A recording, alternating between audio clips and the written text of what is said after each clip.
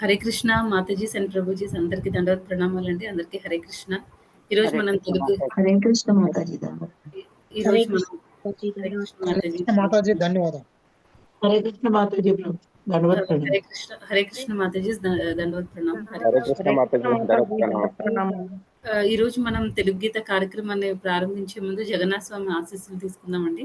జై జగన్నాథ్ బలదేవ్ సుభద్రమయ్యకి జై, సుదర్శన్ భగవాన్ కి జై, వామనదేవ్ కి జై, పంచతత్వ కి జై, గౌర్నితాయ్ కి జై, శ్రీల ప్రభుపాద్ కి జై, పతిత పావన్ జయ పతాక స్వామి గురు మహారాజ్ కి జై. ఓం అజ్ఞానతిమిరంధస్య జ్ఞానాంజనశలాకయా చక్షురున్మిలితం येन తస్మై శ్రీ గురవే నమః. నమో విష్ణుపాదాయ కృష్ణప్రేష్ఠాయ భూతలే శ్రీమతే భక్తివేదాంత స్వామిన్నితి నామినే. నమస్తే సారస్వతే దేవే గౌరవాణి ప్రచారిణే నిర్విశేష శూన్యవాది పాశ్చాత్య దేశధారిణే. जय श्री कृष्ण चैतन्य प्रभु नित्यानंद श्री अद्वैत गदाधरा श्रीवासादि गौरभक्त वृंद. हरे कृष्णा कृष्णा कृष्णा हरे हरे, हरे राम राम राम हरे हरे. ఈరోజు మనం 16వ శ్లోకం చూద్దామండి. చతుర్విధా భజంతే మాం జనాస్కృతినోర్జున ఆర్తో జిజ్ఞాసురర్థార్థి జ్ఞానీ చ భరతర్షభ. చతుర్విధా భజంతే మాం జనాస్కృతినోర్జున ఆర్తో జిజ్ఞాసురర్థార్థి జ్ఞానీ చ భరతర్షభ. భావము: ఓ భరత శ్రేష్ఠుడా, ఆర్తుడు, అర్థార్థి, జిజ్ఞాసువు, పరతత్వ జ్ఞానమును అన్వేషించువాడు అనేది 4 రకముల పుణ్యాత్ములు నాకు భక్తియుత సేవ చేయనారంభింతురు.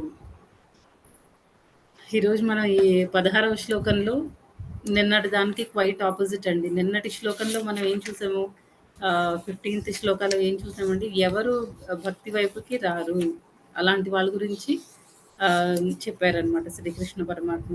ఎవరెవరి గురించి చెప్పారంటే మూఢులు, తర్వాత నరాధములు, ఎవరి జ్ఞానం అయితే మాయ అపహృత జ్ఞాన, నెక్స్ట్ అజ్ఞానులు. వీళ్ళు ఈ 4 రకాల వాళ్ళు ఎప్పుడు కూడా భగవంతుడి వైపుకి రారు అనే విషయాన్ని మనం ముందు శ్లోకంలో చూసాం. ఈ 16వ శ్లోకంలో ఏం చెప్తున్నారంటే ఎవరు భగవంతుడి వైపుకి వస్తారు, ఎవరు భక్తియుత సేవ చేయడం స్టార్ట్ చేస్తారు అనే దాని గురించి చెప్తున్నారు. ఎవరెవరి గురించి చెప్పారంటే అర్థార్థి, అర్థార్థి, జిజ్ఞాసు, జ్ఞాని. ఈ నాలుగు రకాల వాళ్ళు భక్తియుత సేవ చేస్తారు అని చెప్తున్నారు. ఫస్ట్ ఎవరండి? ఆర్తులు. వాళ్ళందరినీ అంటే ఎవరైతే అయితే ఇప్పుడు ప్రీవియస్ శ్లోకంలో ఎవరైతే భక్తియుత సేవ 4 రకాల వాళ్ళు భక్తియుత సేవ చేయరు అని చెప్పారు. ఈ శ్లోకంలో 4 రకాల వాళ్ళు భక్తియుత సేవ చేస్తారు అని చెప్తున్నారు. అయితే చెయ్యని వాళ్ళని ఏమంటారు, చేసే వాళ్ళని ఏమంటారు? చెయ్యని వాళ్ళు ఎవరు అని అంటే ఎవరైతే భక్తియుత సేవ చేయరో అలాంటి వాళ్ళని దుష్కృతినః అని చెప్పారు భగవంతుడు. ఈ శ్లోకంలో వాళ్ళు సుకృతినః అని చెప్తున్నారు. సుకృతి కలిగి ఉన్న వాళ్ళు అనమాట. ఆర్తో జిజ్ఞాస చతుర్విధ భజంతే మాం జనా సుకృతినోర్జున. సుకృతి ఎవరికైతే సుకృతి ఉంటుందో వాళ్ళేమో 4 రకాల వాళ్ళు చేస్తారు అని చెప్పారు. అయితే ఇప్పుడు ఫస్ట్ కేటగిరీ వాళ్ళు ఎవరంటే ఆర్తులు. ఆర్తులు అంటే ఏంటి? డిస్ట్రెస్లో ఉండేవాళ్ళు, దుఃఖంలో ఉండేవాళ్ళు అనమాట.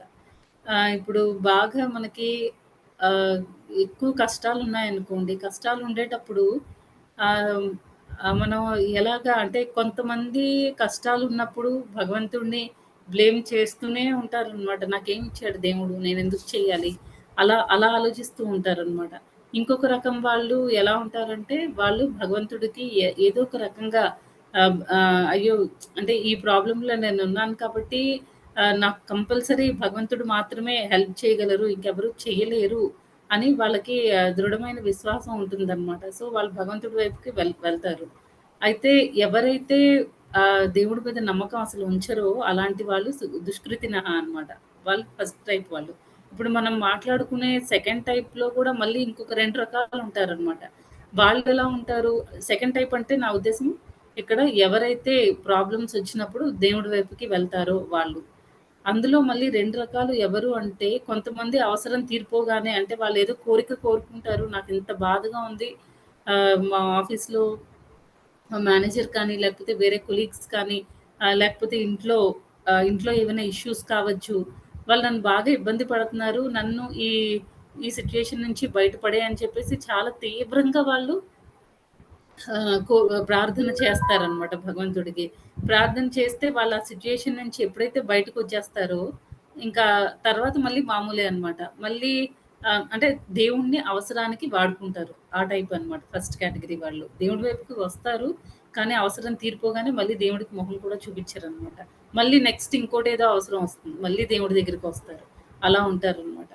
అయితే ఇంకొక టైప్ వాళ్ళు ఎలా ఉంటారంటే, వాళ్ళు ఒకసారి వాళ్ళేదో ప్రాబ్లమ్ ఫస్ట్ ఇనీషియల్‌గా స్టార్ట్ చేయడం వాళ్ళు ప్రాబ్లమ్స్‌లో ఉన్నప్పుడు దేవుడి వైపుకి వస్తారు. కృష్ణ చాలా రిగరస్‌గా వాళ్ళు కూడా ప్రార్థనలవి చేస్తారు. మొత్తానికేంటంటే ఆహ్, ఆ సిట్యుయేషన్ నుంచి వాళ్ళు బయట పడొచ్చు, పడకపోవచ్చు. కానీ ఏంటంటే కంటిన్యూయస్‌గా అలా చేసి భక్తి చేస్తూ ఉండగా ఎప్పుడైనా మంచి డివోటీస్ అసోసియేషన్ వాళ్ళకి దొరికితే అంటే వాళ్ళకి సుకృతి అనేది చాలా ఎక్కువుంటుందనమాట. ఉండడం వల్ల మంచి డివోటీస్‌ని సుకృతి ఉండొచ్చు. ఒకవేళ వాళ్ళకి సుకృతి లేకపోయినా వీళ్ళు వేరే డివోటీస్ దయ వల్ల వీళ్ళకేమవుతుందంటే భక్తిలో కంటిన్యూ అవుతారనమాట. ఆ ప్రాబ్లమ్ సాల్వ్ అయినా, అవ్వకపోయినా భక్తి యొక్క రుచిని వాళ్ళు టేస్ట్ చేస్తారు. టేస్ట్ చేసినప్పుడు ఎలాగైనా సరే వీళ్ళలో ఏదో స్పెషాలిటీ ఉంది. మేబీ నా ప్రాబ్లమ్ సాల్వ్ అవ్వకపోవచ్చు. కానీ ఏంటంటే ఎలా డీల్ చేసుకోవాలి? ఎంత దానికి ఇంపార్టెన్స్ ఇవ్వాలి? ఏదసలు లైఫ్ మెయిన్ పర్పస్ ఏంటి? మనం దేనికి సఫర్ అవుతున్నాం? ఎందుకొచ్చాం? మళ్ళీ ఇప్పుడు ఇలాగే అంటే ఇలాగే మనం ఇలాంటి జీవితాన్నే అంటే నాకెలాగూ కష్టం తీరడం లేదు. సో, నేను దేవుడి వైపుకి ఎందుకు రావాలి అని చెప్పేసి బ్యాక్‌కి వెళ్ళిపోయి మన రొటీన్ లైఫ్‌లో మనం కంటిన్యూ అవ్వడం వల్ల దానివల్ల ఇంకా సఫరింగ్స్ పెరుగుతాయి తప్ప తగ్గవనమాట. అందుకే వాళ్ళివన్నీ ఆలోచించుకొని ప్రాబ్లమ్ సాల్వ్ అయినా, సాల్వ్ అవ్వకపోయినా డివోటీస్ అసోసియేషన్‌లో ఉంటే మంచిది. బయట వాళ్ళకంటే డివోటీస్ చాలా చాలా బెటర్. ఆహ్, మన గురించి వెనక మాట్లాడరు అని ఒక నమ్మకం అనేది ఆహ్, కలుగుతుందనమాట. వీళ్ళు నాకు కొంతమంది అందరూ డివోటీస్ అందరూ మన గురించే ఆలోచించరు కదండీ! కొంతమంది ఎవరైతే మనకి బాగా క్లోజ్‌గా ఉండొచ్చు. తర్వాత కొంతమంది మనకు శిక్షా గురు ప్లేస్‌లో ఉండొచ్చు. వాళ్ళు మన గురించి ఆలోచిస్తారు. మనకి ఎలాగైనా సరే మనం ప్రోగ్రెస్ అవ్వాలి అని చెప్పేసి మన గురించి ప్రే చేస్తారు. వాళ్ళ మెర్సీ వల్ల, వాళ్ళ దయ వల్ల, ఆ పైన ప్రభుపాదుల వారి దయ వల్ల ఏంటంటే భక్తిలో పురోగమించడానికి అవకాశం ఉంది. ప్రభుపాదులు లాంటి గురువుల వల్ల మనం భక్తిలో పురోగమించి నెక్స్ట్ అంటే ప్రాబ్లమ్ సాల్వ్ అలాగే ఉండొచ్చు. కాకపోతే టాలరేట్ చేసుకునే శక్తిని భగవంతుడు తర్వాత డివోటీస్ అసోసియేషన్, తర్వాత ఈ శాస్త్రాలన్నీ అధ్యయనం చేయడం, ఇవన్నిటి వల్ల ఏంటంటే టాలరేట్ చేసుకునే శక్తి ఓర్పుగా మనం భరించుకునే శక్తిని భగవంతుడు మనకి ఇస్తారనమాట. ఆ రకంగా ఈ ఆర్తులు కేటగిరీలో ఉంటారు. అయితే ఇప్పుడు దీనిలో ఏంటంటే మనకి దీనికి శాస్త్రాల నుంచి తీసుకుంటే మంచి ఎగ్జాంపుల్ ఎవరు అంటే గజేంద్రుడనమాట. గజేంద్ర ఎగ్జాంపుల్ గజేంద్రుడు చాలా బలమైన గ గజరాజనమాట. ఆ ఏనుగులకి రాజు. తర్వాత ఆయన చాలా వెరీ పవర్‌ఫుల్ అనమాట. చాలా చాలా పవర్‌ఫుల్ ఏనుగు. ఈ గజేంద్రుడికి కూడా మంచి పెద్ద ఫ్యామిలీ ఉంటుందనమాట. పిల్లలు, భార్య, బంధువులు అందరూ ఉంటారు. అయితే తన బలాన్ని చూసుకొని తనకి చాలా గర్వం వచ్చేస్తుంది. ఒకసారి గజేంద్రుడు ఏం చేస్తాడంటే ఫ్యామిలీ అంతటితో కలిపి ఒక, ఒక సరస్సులోకెళ్ళి అక్కడ అందరితో ఆడుతూ ఉంటారనమాట. భార్యతో, పిల్లలతో, బంధువులతో అందరితో. ఈ లోపల సడెన్‌గా ఒక మొసలి వచ్చి గజేంద్రుడిని పట్టుకోవడం జరుగుతుంది. తర్వాత మొసలికి జనరల్‌గా వాటర్‌లో ఎక్కువ బలం ఉంటుంది. తర్వాత భూమి మీద ఏనుగుకి ఎక్కువ బలం ఉంటుంది. కాకపోతే ఇప్పుడు ప్రస్తుతం గజేంద్రుడు ఎంత బలమైన వాడైనా సరే, మనకు పరిస్థితులు అనుకూలించినప్పుడు ఏమవుతుందండి, మన బలం మనకెందుకు పనికిరాదనమాట. ఇప్పుడు గజేంద్రుడి విషయంలో జరుగుతున్నది అదే. గజేంద్రుడు నీటిలో ఉన్నాడు కాబట్టి మొసలి చాలా పవర్‌ఫుల్‌గా ఉంది. గజేంద్రుడి కాలు పట్టేస్తుందనమాట. ఇంకా గజేంద్రుడు ఎన్నో ఇయర్స్ ఫైట్ చేయడం జరుగుతుంది. అలా ఎక్కువ ఎన్నో ఇయర్స్ గడుస్తున్న కొద్దీ ఏమవుతుందంటే ఆ గజేంద్రుడికి బలం తగ్గిపోతూ ఉంటుంది. ముసలి బలం పెరుగుతూ ఉంటుందనమాట. ఇంకా నెక్స్ట్ ఇంకా ఏమీ చేయలేక గజేంద్రుడికి ఇంకా బాధాకరమైన పరిస్థితిలో అతనికి తన ప్రీవియస్ జన్మ గుర్తుకు రావడం జరుగుతుంది. తన ప్రీవియస్ జన్మలో ఇంద్రద్యుమ్నుడు అనే ఒక రాజు. తర్వాత అలా గజేంద్రుడికి ఏంటంటే ఆ ప్రీవియస్ జన్మలో జరిగింది గుర్తుకొచ్చి తను మహాభక్తుడనమాట. మంచి భక్తుడు ప్రీవియస్ జన్మలో. తర్వాత ఇప్పుడు మళ్ళీ అదంతా గుర్తుకొచ్చి అప్పుడు తను రియలైజ్ అవుతాడనమాట. నా ఓన్ శక్తితో నేను ఈ కష్టం నుంచి బయటపడలేను. భగవంతుడిని ప్రార్థించాలి అని చెప్పేసి పాండ్‌లో నుంచి ఆహ్, ఒక లోటస్ ఫ్లవర్ తీసి భగవంతుడికి ఆఫర్ చేసి ఇంకా భగవంతుడికి దేవాది దేవుడైన శ్రీకృష్ణుడికి తను ప్రార్థనలు చేయడం స్టార్ట్ చేస్తాడనమాట. ఎప్పుడైతే గజేంద్రుడు అలా స్టార్ట్ చేస్తాడో భగవంతుడు చాలా ఫాస్ట్‌గా వచ్చి ఇప్పుడు మన కండిషన్ అంటే అది చావే అవసరం లేదండి. కొన్నిసార్లు మనకి కష్టాలు కూడా చాలా చాలా చాలా చాలా కష్టంగా ఉంటుందనమాట. భరించుకోలేనంత కష్టంగా ఉంటుంది. అలాంటప్పుడు మనం వేరే వాళ్ళకి చెప్పుకొని, వాళ్ళకి వీళ్ళకి చెప్పుకోవడం వేస్ట్. అందరూ మనలాంటి బద్ధజీవులే. ఎవ్వరు మనకి హెల్ప్ చేయలేరనమాట. దానికి బదులు మనం ఆహ్, భగవంతుడికి చెప్పుకుంటే, మన సిట్యుయేషన్‌ని బట్టి ఆ టైంకి మనకి ఎలాంటి వాళ్ళు మన లైఫ్‌లో ఉంటే మనం ఆహ్, దాని నుంచి బయటపడతామో, భగవంతుడికి దగ్గరవుతామో, అలాంటి డివోటీస్‌ని లేకపోతే అలాంటి మనుషుల్ని మన లైఫ్‌లోకి భగవంతుడు పంపిస్తాడనమాట. అలా కాకుండా మనమే ఓన్‌గా సాల్వ్ చేసుకోవాలి అని అనుకుంటే మన నాలెడ్జ్ మన జ్ఞానం అనేది చాలా లిమిటెడ్‌గా ఉంటుంది. నెక్స్ట్ ఏం జరుగుతుందో తెలీదు. మనలాంటి వాళ్ళ మీద మనం ఆధారపడితే వేస్ట్. ఇప్పుడు గజేంద్రుడు ఏం చేశాడు ముందంతా తన సొంత శక్తి మీద, తర్వాత తన బంధువుల మీద, భార్య పిల్లల మీద ఆధారపడ్డాడు. ఎప్పుడైతే తర్వాత రియలైజ్ అయ్యాడనమాట. కాదు వీళ్ళందరూ కాదు. మనకి ఏ హెల్ప్ వచ్చినా ఫైనల్‌గా రావాల్సింది, అది శాంక్షన్ చేయాల్సింది భగవంతుడే. కాబట్టి మనం ఈ మధ్యలో ఉండే వాళ్ళందరితో మనం అందరిని అడిగిన బదులు డైరెక్ట్‌గా కృష్ణానే అడుగుదాం అని చెప్పేసి ఇంక గజేంద్రుడు డైరెక్ట్‌గా ప్రేయర్ స్టార్ట్ చేస్తే ఇంకప్పుడు భగవంతుడొచ్చి గజేంద్రుడిని ఆ పరిస్థితి నుంచి రక్షించి మోక్షాన్ని ప్రసాదిస్తాడనమాట. అంటే ఇక్కడ గజేంద్రుడు చాలా దుఃఖంలో ఉన్నాడు. అలా దుఃఖంలో ఉండి భగవంతుడి వైపుకి వెళ్ళాడనమాట. అది దేనివల్ల జరిగింది? పూర్వజన్మలో తను చేసుకున్న సుకృతం వల్ల జరిగిందనమాట. నెక్స్ట్ ఇదేమంటున్నారు? హ్మ్. నెక్స్ట్ ఏం చెప్తున్నారంటే అర్థార్థి. అర్థము అంటే ఏంటండి? ధనం అనమాట. సంపద. ఎవరికైతే సంపద కావాలి అనుకుంటున్నారో వాళ్ళు కూడా భగవంతుడి వైపుకే వస్తారు. అయితే ఆచార్యులు ఏం చెప్తున్నారంటే మనకి సంపద కావాలి అనుకునేటప్పుడు కొంతమంది ఏం చేస్తారు భగవంతుడిని పక్కన పెట్టి ఓన్లీ లక్ష్మీ మాతకి పూజ చేస్తారనమాట. అంటే ఆవిడ మనకు కావాలి. ఆహ్, భగవంతుడొద్దు. ఓన్లీ లక్ష్మీమాత మాత్రం మనకు కావాలి. ఎందుకంటే అందరికీ ఈ సంపదనిచ్చేది ఆవిడే. గాడెసెస్ ఆఫ్ ఫార్చ్యూన్ ఆవిడ. కాబట్టి ఆవిడని అంటే లక్ష్మీమాతని మొక్కుతారు. భగవంతుడిని వదిలేస్తారనమాట. ఆ రకంగా చేయడం వల్ల ఏమవుతుంది? లక్ష్మీమాత కూడా హ్యాపీగా ఉండలేరనమాట మన దగ్గర. ఎందుకంటే ఒకవేళ మనకి ఆ రకంగా మనం సంపాదించిన ఆ లక్ష్మీమాత కటాక్షం మన మీద ఉన్నా సరే కొంతకాలమే అన్నమాట. కొంతకాలమే ఉంటుంది. ఎప్పుడైతే మనం ఆ సంపదని భగవంతుడి భక్తిలో ఉపయోగించట్లేదో అంటే ఇక్కడ మనం ఒక రకంగా మనం రావణుడిలాగా బిహేవ్ చేస్తున్నట్టనమాట. రాముడిని, సీతని రావణుడు ఎలా అయితే వేరు చేసాడో అదే రకంగా మనం లక్ష్మీనారాయణుల్ని వేరు చేస్తున్నట్టు. అలా కాకుండా ఆ లక్ష్మీమాతని మనం స్వామి సేవలో వాడితే లక్ష్మీమాత హ్యాపీగా ఉంటుందనమాట. ఎవరికైతే ధనం కావాలి అనుకుంటారో వాళ్ళు కూడా భగవంతుడి వైపు వస్తారు. ఏదో ఒక దేవుడి దగ్గరికెళ్ళి నాకు ధనం కావాలి లేకపోతే నాకు ఈ సం ఆహ్, నాకు ఈ కష్టాలన్నీ ఉన్నాయి. ఈ కష్టాలన్నీ తీర్చు అని మనం వేరే దేవతల దగ్గరికి వెళ్లి అడిగిన బదులు కృష్ణ దగ్గరికెళ్లి అడిగితే అంటే ఆ రకంగా అయినా సరే ఏదో ఒక రకంగా మనం భగవంతుడి దగ్గరికి వెళ్ళగలగాలనమాట. అది చెప్తున్నారు. నెక్స్ట్ ఇంకా దీనికి మనకి మంచి ఎగ్జాంపుల్ ఎవరంటే ధ్రువ మహారాజ్ అనమాట. ధ్రువ మహారాజ్ ఎగ్జాంపుల్‌లో మనం ఏం చూసాము? ధ్రువ మహారాజ్‌కి ఏం కావాలనుకుంటారండి ఇనీషియల్‌గా ధ్రువ మహారాజ్ ఉత్తానపాదుడు కుమారుడనమాట. సునీతి, సురుచి ఇద్దరు భార్యలుంటారు. తర్వాత ఒకసారి ఆయన ఆహ్, ఆహ్, ఈ ధ్రువుడు, సునీతి కొడుకు ఒకసారి సురుచి కొడుకు ఉత్తానపాదుడు ఒళ్ళో కూర్చొనుంటారనమాట ఉత్తముడు. అప్పుడు ధ్రువుడు కూడా కూర్చోవాలనుకుంటే సవతి తల్లి అయిన సురుచి ఏమో వద్దని చెప్తుంది. "నువ్వు నా గర్భంలో నుంచి రాలేదు కాబట్టి నువ్వు అక్కడ కూర్చోడానికి నీ తండ్రి ఒళ్ళో కూర్చోడానికి నీకు అర్హత లేదు అని చెప్తారు. చెప్పేసి పంపించేస్తుందనమాట. తర్వాత సునీతి తల్లి అయ్యుండి చాలా కరెక్ట్‌గా ఒక గురువులాగా ఆవిడ ప్రవర్తించి కరెక్ట్ అయిన దారిని చూపిస్తుందనమాట ఆవిడ. ఎలాగా అంటే భగవంతుడు అందరికీ అన్నీ ఫైనల్‌గా శాంక్షన్ చేసేది, అన్నిటికి కారణము శ్రీమన్నారాయణుడు. సో, నువ్వు భగవంతుడిని నారాయణుడికి నువ్వు మొక్కు.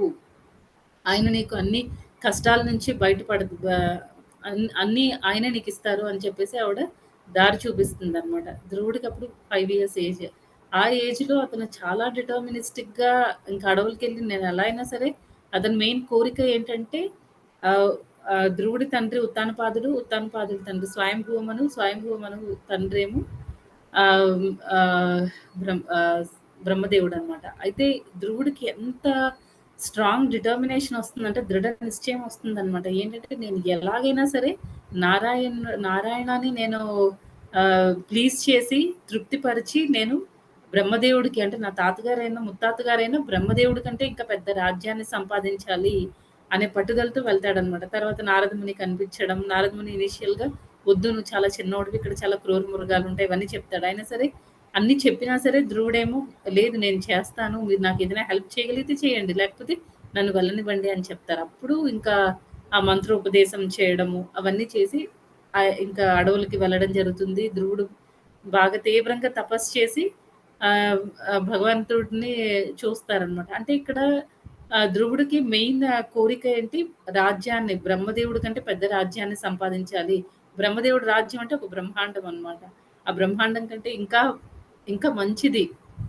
ఇంకా ఎక్కువ సంపద పొందాలి అని ధ్రువుడు అనుకుంటాడు. ఎప్పుడైతే భగవంతుడి కాంటాక్ట్‌లోకి వస్తాడో, ధ్రువుడు చూసి భగవంతుడిని చూసి చాలా చాలా హ్యాపీగా ఫీల్ అవుతాడనమాట. మీరు నాకు ఆహ్, బంగారు ఆహ్, ఆహ్, ఈ సింహాసనాన్నిచ్చారు. నేనేమో గాజు పెంకుల కోసం చూస్తున్నాను అని మంచి చాలా అంటే మొదట మాట్లాడడానికి భగవంతుడిని గ్లోరిఫై చేయడానికి మాటలు తెలియదనమాట. ధ్రువుడు చాలా చిన్నోడు గదా! అప్పుడు భగవంతుడు తన శంఖాన్ని తీసి ధ్రువుడు శిరస్సు మీద పెడితే ఇంకా అక్కడి నుంచి ఆయన గ్లోరిఫికేషన్ స్టార్ట్ చేస్తారనమాట భగవంతుడిది. అంటే అంతవరకు ఎప్పుడైతే భగవంతుడితో టచ్‌లోకి రాలేదో ప్లస్ భగవంతుడి భక్తుడైన నారదముని సాంగత్యంలోకి రాలేదో ధ్రువుడు కోరిక ఒకటే సంపద కావాలి అని. ఎప్పుడైతే భగవద్భక్తుల సాంగత్యంలోకి తర్వాత భగవంతుడి సాంగత్యంలోకి ఎప్పుడైతే ధ్రువుడు వచ్చాడో అతని కోరికలన్నీ ఇంకా అన్నీ పోయాయన్నమాట. భగవంతుడి స్వరూపాన్ని భగవంతుడి దివ్యమంగళ స్వరూపాన్ని చూసి ధ్రువుడు కంప్లీట్‌గా సాటిస్ఫై అయిపోతాడన్నమాట.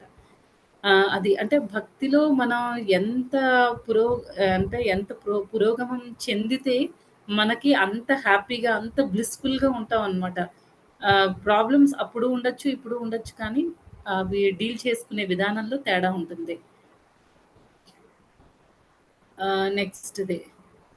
నెక్స్ట్ శ్లోకంలో ఏం చెప్తున్నారు? జిజ్ఞాసువు, ఇంక్విజిటివ్ అనమాట. ఎవరైతే కుతూహలం ఏదైనా తెలుసుకోవాలి, తెలుసుకోవాలి అనే కుతూహలంతో ఉంటారనమాట.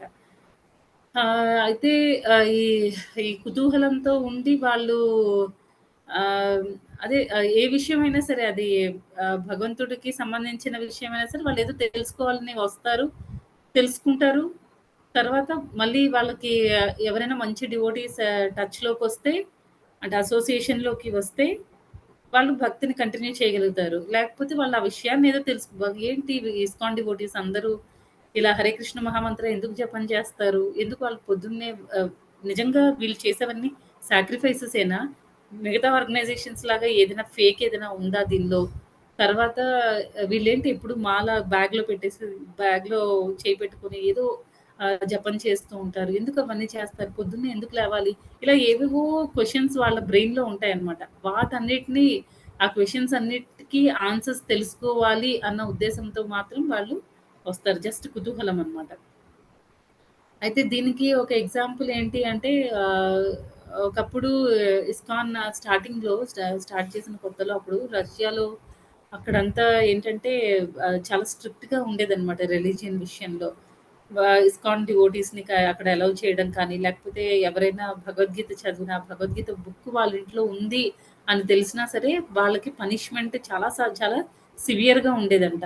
ఎవరైనా జపం చేసినా, తర్వాత వాళ్ళు క్లాసెస్ ఏమైనా గ్రూప్ ఆఫ్ డివోటీస్ ఎక్కడైనా కలిసి వాళ్ళు చాంటింగ్ చేసినా, లేకపోతే క్లాసులు చెప్పుకుంటున్నారు అని తెలిసినా పనిష్మెంట్స్ గవర్నమెంట్ చాలా సివియర్‌గా ఇచ్చేదనమాట రష్యాలో. అయితే అక్కడ క్లాసులవి ఎలా జరిగేవంటే ఆహ్, ఎర్లీ మార్నింగ్ టైమ్‌లో అనమాట. అంటే మరి 4:00కి కూడా కాదు. 2:00కి, 1:00కి మిడ్‌నైట్ అనమాట. ఆల్‌మోస్ట్ మిడ్‌నైట్ ఆ టైంలో డివోటీస్ అందరూ ఏదైనా ఒక కార్ పార్కింగ్ ఏరియాలోన, ఏదైనా బేస్మెంట్ ఏరియాస్‌లో అంటే ఎవరు రారు అని నమ్మకంగా ఉన్న ప్లేసుల్లోకెళ్ళి అక్కడ వాళ్ళు ఈ క్లాసులు చెప్పుకోవడము, భగవద్గీత, భాగవతం అవన్నీ చదవడం అవన్నీ చేశారనమాట.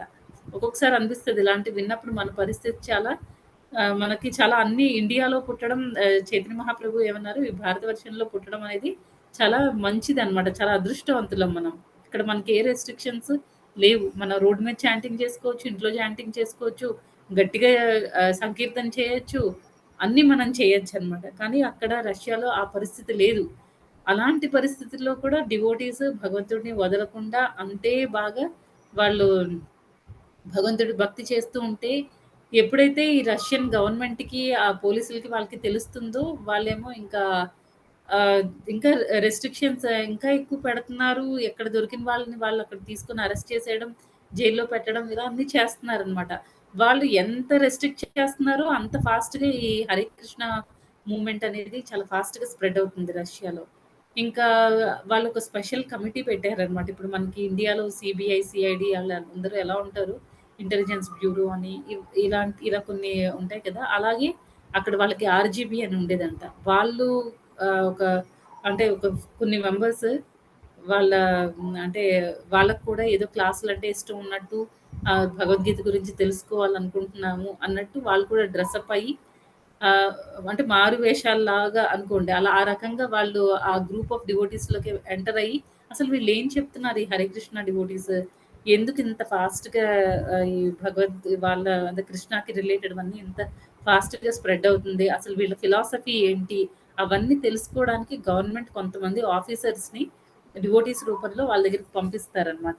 పంపించిన తర్వాత ఇంకా అక్కడ వాళ్ళు ఎప్పుడైతే ఈ క్లాసులు అవన్నీ వింటారో వాళ్ళొచ్చిన పర్పస్‌ని వదిలేస్తారనమాట. వదిలేసి వాళ్ళు కూడా డివోటీస్‌గా మారిపోతారు. అది ఈ హరే కృష్ణ మహామంత్రానికి అంటే మనం పర్ఫెక్ట్‌గా చేయకపోతే మనం సక్సెస్ అవ్వలేం కానీ పర్ఫెక్ట్‌గా మనం అన్నీ ఫాలో అవ్వగలిగితే ఈ ప్రాసెస్ అనేది చాలా బావుందనమాట. చాలా సిస్టమాటిక్‌గా ఇచ్చారు ప్రభుపాద్ మనకి. అయితే ఇక్కడ మెయిన్ ఇంటెన్షన్ ఏంటి అంటే ఇక్కడ వాళ్ళు కుతూహలంతో వచ్చారు. అదే అనమాట ఇక్కడ ఎగ్జాంపుల్ మనకి 'జిజ్ఞాసు' అని ఉంది కదా! దానికి ఎగ్జాంపుల్ ఈ రకంగా చెప్పుకోవచ్చు. అయితే వాళ్ళు జస్ట్ కుతూహలంతో వచ్చారు. ఇస్కాన్ డివోటీస్ ఏం చేస్తున్నారు? వాళ్ళ ఫిలాసఫీ ఏంటి? ఏం చెప్పి వాళ్ళు ఆహ్, అందరిని మార్చేస్తున్నారు అని. మనదేంటంటే భగవద్గీత మనం మాట్లాడుకుంటాం. తర్వాత భక్తుల యొక్క సాంగత్యం మనం ఎక్కువ ఇంపార్టెన్స్ ఇస్తాం దానికి.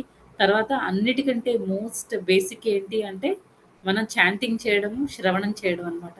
ఇవన్నీ వీళ్ళు జస్ట్ ఇన్క్విజిటివ్‌నెస్‌తో జిజ్ఞాసతో వాళ్ళు వచ్చారు. కానీ అక్కడికొచ్చిన తర్వాత ఏమైందంటే, వాళ్ళే ట్రాన్స్‌ఫార్మ్ అయిపోయారనమాట. వాళ్ళు కూడా మారిపోయారు డివోటీస్ లాగా. ఇంక మళ్ళీ వాళ్ళు బ్యాక్‌కి వెళ్ళలేదు. మళ్ళీ గవర్నమెంట్‌కి అదంతా ఇక్కడ ఏం జరుగుతుందో ఇన్ఫార్మ్ చేయడానికి వాళ్ళ జాబ్‌లు అన్నీ వదిలేసి వీళ్ళతో పాటు ఇలా కంటిన్యూ అయిపోయారు. అదనమాట జిజ్ఞాసు. నెక్స్ట్ పరతత్వ జ్ఞానము. దీనికి పరతత్వ జ్ఞానము అంటే భగవంతుడి గురించి తెలుసుకోవాలి అని అనుకోవడం అనమాట. అయితే ఏం జ్ఞానులనమాట వీళ్ళు. జ్ఞానం అనేది ఏంటంటే ఎప్పుడైతే మనం భగవంతుడి గురించి తెలుసుకుంటామో అది నిజమైన జ్ఞానం అనమాట. భగవంతుడికి మనకి ఉన్న ఆ రిలేషన్ ఏంటో తెలుసుకుంటామో అది నిజమైన జ్ఞానం. ఇలాంటి వాళ్ళు కూడా భగవంతుడి వైపుకి వస్తారనమాట. భగవంతుడి వైపుకొస్తారు. తర్వాత మిగతా అంటే నెక్స్ట్ శ్లోకాస్‌లో వస్తుంది. ఈ 4 కేటగరీస్ వాళ్ళలో ఎవరైతే ఈ జ్ఞానులనే వాళ్ళున్నారో ఇప్పుడు మనం భగవంతుడి భక్తి చేసేటప్పుడు కూడా మనకి జ్ఞానం అనేది చాలా చాలా ఇంపార్టెంట్ అనమాట. లేకపోతే ఏమవుతుందంటే మనకి ఓన్లీ భగవంతుడి మీద విశ్వాసం ఉండి భగవంతుడికి సంబంధించిన ఏ జ్ఞానము మనకి లేకపోతే ఏమవుతుందంటే అది సెంటిమెంటల్ అయిపోతుందనమాట. సెంటిమెంట్ అవుతుంది. జస్ట్ బ్లైండ్ ఫెయిత్ అనమాట. ఆ బ్లైండ్ ఫెయిత్ అనేది కొన్ని రోజులుంటుంది పోవచ్చు. కానీ మనకి దానికి తోడు ఈ జ్ఞానం అనేది కూడా యాడ్ అయిందనుకోండి, భగవంతుడి గురించి మనకి రియల్ నాలెడ్జ్ ఉంది. ఆయన గొప్పతనం ఏంటో మనకు తెలుసు. ఆయనకి, మనకి ఉన్న రిలేషన్ కరెక్ట్‌గా తెలిసిందనుకోండి, అన్ని రకాలుగా అంటే ఈ శాస్త్రాల పరంగా కూడా మనం స్ట్రాంగ్‌గా ఉంటే అప్పుడు మన ఫెయిత్ అనేది ఇంకా స్ట్రాంగ్ అవుతుందనమాట. పడిపోయే అవకాశం ఉండదు. ఓన్లీ నమ్మకం ఉండి శాస్త్రాలకు సంబంధించిన జ్ఞానం లేకపోతే కష్టం అనమాట. మనం అర్థం చేసుకోలేం. దానికి చాలా చాలా భక్తి ఉండాలి. ఆ భక్తితో భగవంతుడి దయ వల్ల మనకప్పుడు ఆ జ్ఞానం కూడా రావచ్చు. కాకపోతే మనకి ఇనీషియల్‌గా అయితే భగవంతుడికి సంబంధించిన జ్ఞానం కూడా ఉండాలనమాట.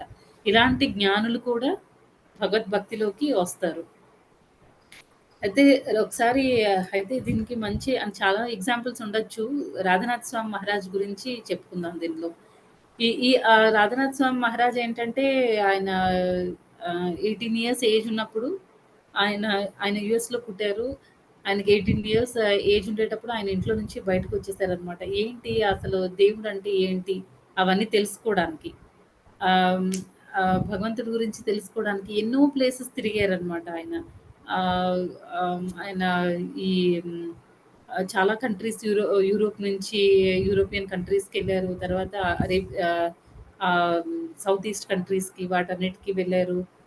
ఇంకా అలా ఎన్నో కంట్రీస్ ట్రావెల్ చేసుకుంటూ, అక్కడ వాళ్ళ రిలిజియన్‌ని అర్థం చేసుకుంటూ, ఏంటి దేవుడంటే ఎవరు?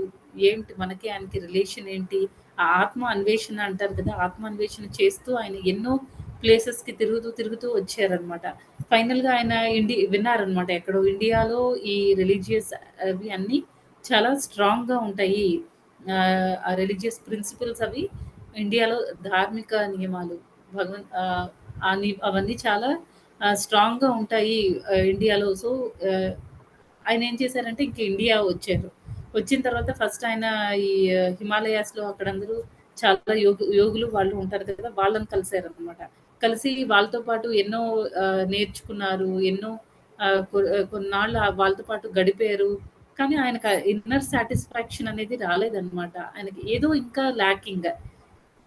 ఈ యోగులు వాళ్ళతో కలిసినా సరే, ఇది కాదు నిజమైన భక్తి. అంటే ఇప్పుడు మనం చాంటింగ్ అవి చేసిన తర్వాత మనం ఎంతో కొంత కన్విన్స్ అవుతాం. ఎప్పుడైతే మన చాంటింగ్ చేస్తామో, చెయ్యాలి అనే నిర్ణయానికి మనం వస్తామో, అప్పుడే చాలా వరకు చాలామంది మనలో ఉండే బ్యాడ్ హ్యాబిట్స్‌ని, చెడ్డ అలవాట్లని మానేయడానికి చూస్తారనమాట. లైక్ ఆనియన్ గార్లిక్ తినడం మానేయడం, నాన్ వెజ్ తినడం మానేయడం, తర్వాత టీ, కాఫీలు తాగడం మానడం.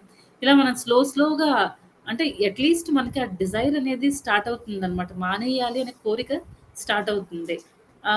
అయితే ఈ రాధనాథ్ స్వామి మహారాజ్ ఏం చేశారు అంటే, ఆయన ఈ యోగులు వాళ్ళందరిని కలవడం. ఆహ్, సారీ. ఎందుకు నేను ఆ టీ, కాఫీలు వాటన్నిటి గురించి చెప్పాను అంటే, మనం ఆ భక్తిలో ఉండేటప్పుడు మనలో ఆ ట్రాన్స్‌ఫర్మేషన్ జరుగుతుంది. దానివల్ల మనకేదో ఇంటర్నల్‌గా సంతోషం, ఆనందం అనేది కలుగుతుందనమాట. కానీ రాధానాథ్ స్వామి మహారాజ్ ఎంతమంది యోగుల్ని కలిసారు. ఎన్నో రిలిజియన్స్‌కి సంబంధించిన వాళ్ళకి సంబంధించిన విషయాలు అవన్నీ తెలుసుకున్నారు. కానీ ఆయనకి ఆ ఇంటర్నల్‌గా ఆ హ్యాపీనెస్ అనేది, బ్లిస్ అనేది రావట్లేదనమాట. అందుకే ఏం చేశారంటే, ఇంకా తర్వాత ఆయన స్లోగా ఇండియాలో ఇస్కాన్ డివోటీస్‌ని ప్రభుపాద్ సాంగత్యంలోకి వచ్చారనమాట. ఎప్పుడైతే ప్రభుపాద్‌తో అసోసియేషన్‌లోకొచ్చారో, ఇంకా అప్పుడు ఈ హరికృష్ణ మహామంత్రం గురించి విన్నారు. తర్వాత ప్రభుపాద్ నుంచి ఆ లెక్చర్స్ వినడం, అప్పుడు ఆయనకి కంప్లీట్ ఆనందం అనమాట. ఆహ్, అయితే ఆహ్, అదనమాట. ఎవరైతే ఇక్కడ ఫోర్త్ పాయింట్ ఏంటి అంటే జ్ఞానులు. ఎప్పుడైతే ఇలా జ్ఞానం కోసం తపించే వాళ్ళు మంచి డివోటీస్ సాంగత్యంలోకి వస్తారో, వాళ్ళు మంచి డివోటీస్, చాలా ప్యూర్ డివోటీస్ అవుతారనమాట.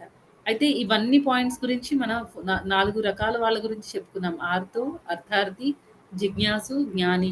ఈ 4 కేటగరీస్ వాళ్ళ గురించి మనం తెలుసుకున్నాం. అయితే ఇప్పుడు వీళ్ళందరూ భగవంతుడు ఎప్పుడైతే ఆహ్, భగవంతుడి భక్తుల సాంగత్యంలోకొస్తారో వాళ్ళు మంచి డివోటీస్ అవుతారు అనే విషయం చెప్పారు కదా! అయితే ప్రభుపాదుల వారి భాష్యంలో ఏం చెప్తున్నారంటే, శుద్ధ భక్తి ఎలా చేయాలి?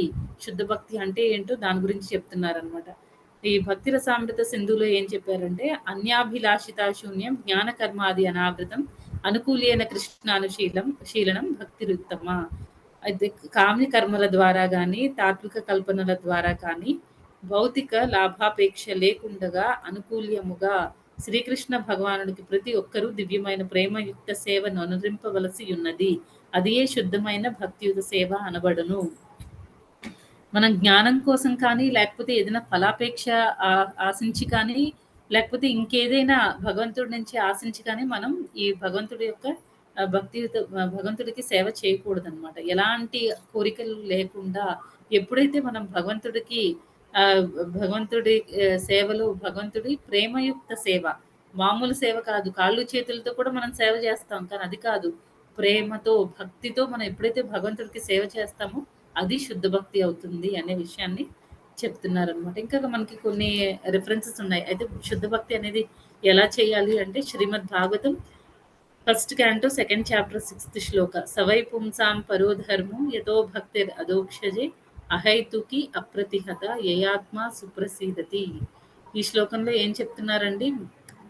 మనిషికి ఆహ్, మానవ మానవ జన్మకి నిజమైన ధర్మం ఆహ్, గొప్ప ధర్మం ఏంటి అంటే, మనం భగవంతుడికి సేవ చేయడం అనమాట. ఆ సేవ కూడా ఎలా చేయాలి? భక్తి చేయాలి.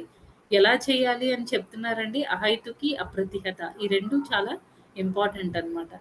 అహైతుకి అంటే ఎలాంటి కారణం ఉండకూడదు దానికి. దాని బ్యాక్‌గ్రౌండ్‌లో మనం ఏదో వేరేదేదో మనసులో పెట్టుకొని, భగవంతుడికి సేవ చేద్దాము, ఆయన ప్లీజ్ అవుతారు, నా కోరిక తీర్చేస్తారు. తీర్చేసిన తర్వాత నేను ఆ భగవద్భక్తి నుంచి బయటకొచ్చేస్తాను. నేను ఇంక భక్తి చేయను. అలాంటి ఇంటెన్షన్స్ పెట్టుకోకూడదు. అంటే మనకేదైనా కోరిక ఉండి మనం భగవంతుడి దగ్గరికి రాకూడదనమాట. అహైతుకి అంటే కాజ్‌లెస్. ఎలాంటి కారణము లేకుండా మనం భగవంతుడికి భక్తి చేయాలి. అప్రతిహత ఎలాంటి సిట్యుయేషన్‌లో కూడా మనం అన్‌ఇంటరప్టెడ్ అనమాట. ఎక్కడ బ్రేక్ ఉండకూడదు. మనకి పాజిటివ్ జరగని భక్తిలో కొన్నిసార్లు మనకి చాలా బాగా వెళ్తుంది. కొన్నిసార్లు మనకి చాలా అప్స్ అండ్ డౌన్స్ ఉంటాయన్నమాట భక్తిలో కూడా. ఎలాంటి సిట్యుయేషన్ వచ్చినా డీవియేట్ అవ్వకూడదనమాట. అంతే స్థిరంగా భగవంతుడు ఏం చెప్పారండి ఈవెన్ భగవద్గీతలో కూడా సతతం కీర్తయంతో మాం యతంతశ్చ దృఢవ్రత. దృఢవ్రత చాలా స్ట్రాంగ్ డిటర్మినేషన్‌తో మనం భగవంతుడికి భక్తి చేయాలన్నమాట. అప్పుడే మనం భగవంతుడిని తృప్తిపరచగలుగుతాం. భగవంతుడు తృప్తిగా ఉంటే మనం కూడా చాలా తృప్తిగా ఉండగలుగుతాము. అదనమాట. అహైతుకి, అప్రతిహత. ఈ రెండిటిని గుర్తుపెట్టుకొని, ఈ రెండిటిని మనం మనసులో పెట్టుకొని సేవ చేయాలి. ఎలాంటి కోరిక లేకుండా భగవంతుడికి ఇప్పుడు తల్లి చూడండి పిల్లలకి కొంతమంది పిల్లలు చాలా బాగా చదువుతారు. తల్లికి అంతే ప్రేముంటుంది. కొంతమంది పిల్లలు తల్లికి ఫస్ట్‌లోనే అంటే చిన్న పిల్లలు కొంచెం ఒక ఏజ్ వచ్చేసరికి మనకి వాళ్ళేంటి అనేది మనకు కొంత కొంత అర్థమవుతుంది. మరీ చిన్నగా ఉండేటప్పుడు ఓకేలే పెద్దయ్యాక మారుతాడులే అనుకుంటాం. కానీ ఒక ఏజ్ వచ్చేసరికి తల్లికి జనరల్‌గా పిల్లలేంటి అనేది అర్థమవుతుంది. రేపొద్దున్న అంటే ఏదో ఒక స్టేజ్‌లో తల్లికి అనిపించొచ్చు. ఓకే. పెద్దయ్యాక వీడు నన్ను చూడ్డు, చూడకపోవచ్చు అనే థాట్ రావచ్చు. వచ్చినా సరే ఆహ్, రేపొద్దున పెద్దయ్యాక వీడు నన్ను చూడడు. ఎందుకు నేనిప్పుడు చూడాలి ఈ పిల్లల్ని అని అలా అనుకోరనమాట. ఎప్పుడు తల్లికి అదే ప్రేమ ఉంటుంది. అదే రకంగా భగవంతుడికి కూడా మన మీద అంతే. మనం అందరం కూడా అందరం ఏమంటారు ప్రయోజకులు అయ్యే పిల్లలం కాకపోవచ్చు భగవంతుడికి. కొంతమందికి చాలా చాలా బాగా సేవ చేసి చాలా అంటే భగవంతుడికి అర్థమవుతుందనమాట. వీళ్ళు బాగా ఉన్నారు. కరెక్ట్ వేలో ఉన్నారని. కొంతమంది పిల్లలు అలా ఉండకపోవచ్చు మనం. అయినా సరే భగవంతుడు అందరిని ఈక్వల్ గానే యాక్సెప్ట్ చేస్తారు. అది మనం అర్థం చేసుకోవాలి. మనం కూడా తిరిగి భగవంతుడికి అదే రకంగా భగవంతుడి మీద ఇంట్రెస్ట్ అనేది పెంచుకోవాలి. భక్తి పెంచుకోవాలి. ప్రేమని పెంచుకోవాలనమాట. ఇదొక శ్లోకం. ఇంకొకటి ఏం చెప్తున్నారు? అకామః సర్వకామో వా మోక్షకామా ఉదారది తీవ్రేణ భక్తి యోగేన యజేత పురుషం పరం. ఈ శ్లోకంలో ఏం చెప్తున్నారంటే హ్మ్. మనకి అకామహ ఎలాంటి కోరికలు లేకపోవచ్చు. సర్వకామహ మనకు మనకు చాలా కోరికలు కూడా ఉండొచ్చు. మోక్షకామ లేకపోతే మనకి మోక్షాన్ని ఆశించి చేయొచ్చు. ఏది చేసినా సరే మనం ఎలా చేయాలి? Whether he will be a person who has broader knowledge whether he will మనకి ఎలాంటి కోరిక ఉన్నా సరే మనం భగవంతుడి దగ్గరికి మాత్రమే వెళ్ళాలన్నమాట. అంటే ఇక్కడ అంటే ఇది శుద్ధ భక్తి కిందకి రాదు. జస్ట్ అంటే మనం ముందు చదువుకున్నాం కదా! 4 కేటగరీ వాళ్ళు. ఆ 4 కేటగరీ వాళ్ళ గురించి ఇది రిలేటెడ్ పాయింట్ అన్నమాట. మనం ఎలాంటి కోరికలతో ఉన్నా సరే వేరే ఇప్పుడు పిల్లలకి ఏదైనా కావాలి అంటే, ఏదైనా తినడానికి కావాలి అనంటే, వాళ్ళు జనరల్‌గా అమ్మనెళ్లి అడుగుతారు. అంతేకాని పక్కింటి వాళ్ళని, లేకపోతే ఇంట్లో ఉన్న మిగతా వాళ్ళని అడగరు. ఆకలేసినప్పుడు ఫస్ట్ ఎవరికైనా పిల్లలకి ఎవరికైనా గుర్తొచ్చేది అమ్మే అనమాట. మనం కూడా అలాగే ఉండాలి. మనకి ఏదైనా కోరిక ఉంది, ఆ కోరిక భగవంతుడు ఎవరినైనా అడగాలి అని అనుకుంటే ఫస్ట్ పాయింట్ ఆఫ్ కాంటాక్ట్ ఎవరండి? భగవంతుడు, శ్రీకృష్ణ. కృష్ణుడే అనమాట. ఆయన్నే అడగాలి. వాళ్ళ దగ్గరికి, వీళ్ళ దగ్గరికి ఎళ్లి అడగాల్సిన అవసరం ఏముంది? మనందరం భగవంతుడి పిల్లలం. అండ్ మన తండ్రి చాలా హై పొజిషన్‌లో ఉన్నారు. అలాంటప్పుడు మనం వాళ్ళని, వీళ్ళని అడిగే కర్మ మనకి ఉండకూడదనమాట. భగవంతుడిని మనం డైరెక్ట్‌గా అడగొచ్చు. అయితే ఎవరైతే ఇప్పుడు ఈ శ్లోకంలో ఇంకొకసారి ఈ శ్లోక ట్రాన్స్‌లేషన్ చూద్దామండి. ఓ భరతవంశ శ్రేష్ఠుడా ఆర్తుడు అర్థార్థి జిజ్ఞాసువు పరతత్వ జ్ఞానము అన్వేషించువాడు అనడి 4 రకముల పుణ్యాత్ములు నాకు భక్తియుత సేవ నొనరింతురు. ఈ 4 రకాల వాళ్ళు ఎప్పుడైతే భగవద్భక్తుల యొక్క సాంగత్యంలోకి వస్తారో అలాంటి వాళ్ళు ఆహ్, వాళ్ళు భక్తియుత సేవని బాగా చేయగలుగుతారనమాట. ఎప్పుడైతే వాళ్ళ కోరికలు నిజంగా భక్తి అంటే ఏంటి? ఆ శుద్ధ భక్తుల వల్ల కాంటాక్ట్‌లోకి రావడం వల్ల ఏమవుతుందంటే ఆహ్, అంటే సాంగత్యంలో ఉండడం అనంటే ఫిజికల్ అసోసియేషన్ కాదు. మళ్ళీ మన ఎన్నో సార్లు చెప్పుకునే పాయింట్ అయినా సరే ఇది చాలా చాలా ఇంపార్టెంట్ అనమాట. క్లాస్‌లోనే కూర్చుంటాం. సపోజ్ మనకి జయప్రకాష్ స్వామి గురు మహారాజ్ వచ్చారు బెంగుళూరు. మనం క్లాస్‌లోనే కూర్చున్నాము. కానీ ఒక్క పాయింట్ కూడా మన బుర్రలోకి, మన హార్ట్‌కి టచ్ అవ్వట్లేదు. మనం వినట్లేదు. అలాంటి సాంగత్యం వల్ల ఉపయోగం లేదనమాట. వాళ్ళేం చెప్తున్నారో అది మనం వినాలి. అట్‌లీస్ట్ వాళ్ళొక 10 పాయింట్లు చెప్తే కనీసం ఒక్క పాయింట్ అయినా సరే నేను ఈ రోజు నుంచి నా లైఫ్‌లో నేను ఇంప్లిమెంట్ చేసి భక్తిలో నేను సీరియస్ అవుతాను అని మనం అనుకోవాలి. అలా అనుకోనప్పుడు ఆ సాంగత్యం వాళ్ళ ఫిజికల్ ప్రెజెన్స్ వల్ల కొంత హెల్ప్ అవ్వచ్చు. కానీ అది మన ఇన్‌స్ట్రక్షన్స్ ఇప్పుడు వాళ్ళు దయ చూపించడానికి రెడీగా ఉన్నారు. కానీ మనం తీసుకోవడానికి నాకొద్దు, నాకొద్దు అన్నట్టు మనం ఉంటే ఇంక వేస్ట్ అలాంటి సాంగత్యం కాదు. వాళ్ళు చెప్పినవి మనం తీసుకొని అట్‌లీస్ట్ కొన్నైనా మన మనసుకు తీసుకొని మనం దాన్ని ఇంప్లిమెంట్ చేయాలన్నమాట. అలాంటి సాంగత్యంలోకి ఎప్పుడొస్తామో అప్పుడు మనం భక్తిలో బాగా చాలా చాలా ఫాస్ట్‌గా పురోగమిస్తామన్నమాట. అదండి ఈరోజు శ్లోకం. తర్వాత ఈ 4 కేటగరీలో ఎవరు బెస్ట్? ఎందుకు బెస్ట్? అవన్నీ మనం నెక్స్ట్ శ్లోకాస్‌లో చూస్తాం అన్నమాట. హరే కృష్ణ. మాతాజీస్ అండ్ ప్రభుజీస్ ఎవరికైనా ఏమైనా క్వెషన్స్ ఉంటే అడగండి. హరే కృష్ణ. ధన్యవాదాలు.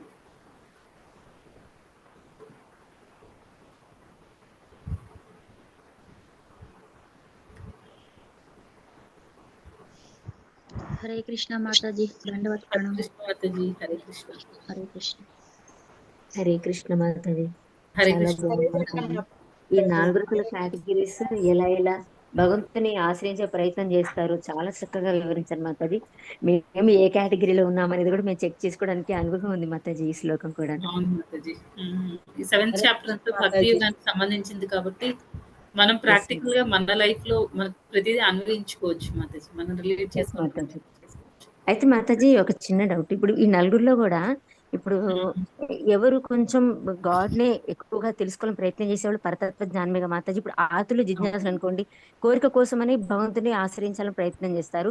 ఈ పరతత్వ జ్ఞానం హ్మ్. తెలుసుకోవాలనుకున్న వాళ్ళు వాటి మీద కాకుండా ఎక్కువగా ముందు అసలు ఆయన ఏంటి, ఆయన గురించి తెలుసుకోవాలని తాపత్రయంతో ఉన్న వాళ్ళు ఈ నలుగురిలో కూడా కొంచెం ఉన్నతంగా ఉన్నవాళ్ళని అర్థం చేసుకోవచ్చా మాతాజీ? అవునవును మాతాజీ. నెక్స్ట్ శ్లోకంలో అదే వస్తుంది మాతాజీ. ఈ నలుగురిలో ఓహో. కాకపోతే మిగతా వాళ్ళు వేస్ట్ అని కాదు మాతాజీ. ఎప్పుడైతే వాళ్ళకి మంచి డివోటీస్ సాంగత్యంలోకి వస్తారో, ఆ డివోటీస్ దయ వల్ల వీళ్ళు కూడా భగవంతుడితో ఇంకా అటాచ్‌మెంట్ పెంచుకోవచ్చనమాట. అవకాశం అందరికీ ఉంది. ఉంది. కాకపోతే జ్ఞానులకి వాళ్ళు ఈజీగా అంటే వాళ్ళకి ఆల్రెడీ భగవంతుడి గురించి తెలుసుకొని ఉన్నారు కాబట్టి భక్తుల సాంగత్యం తీసుకోగానే వాళ్ళు చాలా ఫాస్ట్‌గా ప్రోగ్రెస్ అవుతారనమాట. చాలా బాగుంది మాతాజీ. థ్యాంక్ యూ మాతాజీ. హరే కృష్ణ. హరే కృష్ణ మాతాజీ. हरे कृष्ण माता जी दंडवत प्रणाम। हरे कृष्ण माताजी धन्यवाद माताजी हरे कृष्ण हरे कृष्ण माताजी हरे कृष्ण माताजी दंडवत प्रणाम। हरे कृष्ण माता हरे जी कृष्ण दंडवत प्रणाम। माताजी हरे कृष्ण प्रभु जी धन्यवाद प्रणाम हरे कृष्ण हरे माता जी। हरे कृष्ण प्रभु जी हरे कृष्ण माताजी हरे कृष्ण माता जी दंडवत प्रणाम। हरे कृष्ण हरे प्रभु जी कृष्ण धन्यवाद माता प्रणाम जी हरे कृष्ण माता जी दंडवत प्रणामाలు। हरे कृष्ण माताजी दंडवत प्रणाम హరే కృష్ణ. థ్యాంక్ యూ ఉత్తమ మాతాజీ. Thank you devotees. మళ్ళీ రేపు కలుద్దామండి. హరే కృష్ణ. వాంఛాకల్పతరుభ్యశ్చ కృపా సింధుభ్య ఏవ చ పతితానాం పావనేభ్యో వైష్ణవేభ్యో యో నమో నమః. హరే కృష్ణ. సంత కోటి వైష్ణవ వృందకి జై. జై. జై. Thank you devotees. Hare Krishna. మళ్ళీ రేపు కలుద్దామండి. హరే కృష్ణ మాతాజీ దండోత్ ప్రణామ్ మాతాజీ. ధన్యవాద ప్రణామం.